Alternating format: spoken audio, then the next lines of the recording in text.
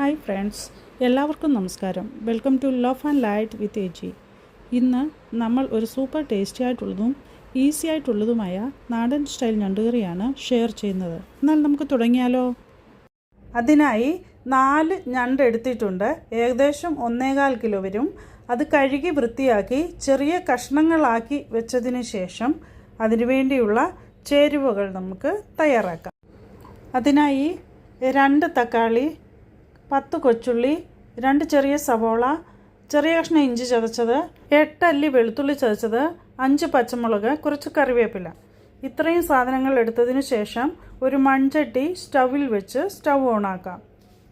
ചട്ടി ചൂടായതിനു ശേഷം അതിലേക്ക് എണ്ണ ഒഴിച്ചു കൊടുക്കാം. ഞാൻ വെളിച്ചെണ്ണയാണ് യൂസ് ചെയ്യുന്നത്. എണ്ണ ചൂടായതിനു ശേഷം കടുക് ഇട്ട് കൊടുക്കാം. കടുക് പൊട്ടുന്നത് വരെ നമുക്കൊന്ന് വെയിറ്റ് ചെയ്യാം.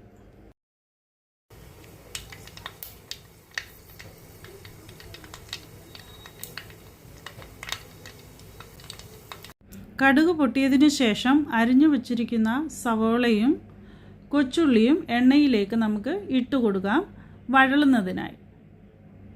ഉള്ളി വേഗത്തിൽ വഴന്നു കിട്ടുന്നതിന് കുറച്ച് ഉപ്പ് കൂടി ചേർത്ത് കൊടുക്കാം.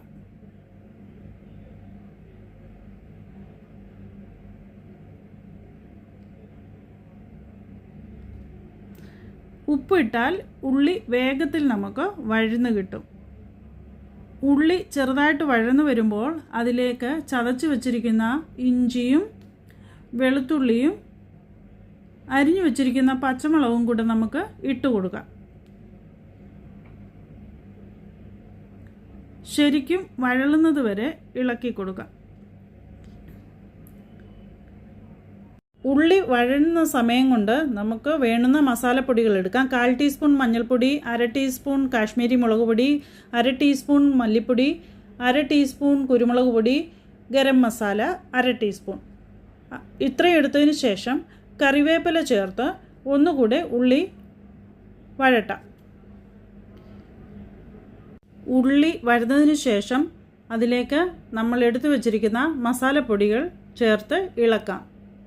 മസാലപ്പൊടികൾ ശരിക്ക് മൂത്ത് വരുന്നത് വരെ ഒന്ന് ഇളക്കി കൊടുക്കാം.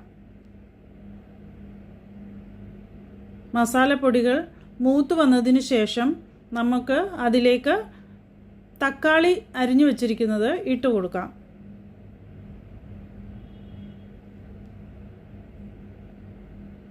തക്കാളി മസാലയുടെ കൂടെ കിടന്ന് നല്ലവണ്ണം വഴന്ന് കിട്ടണം.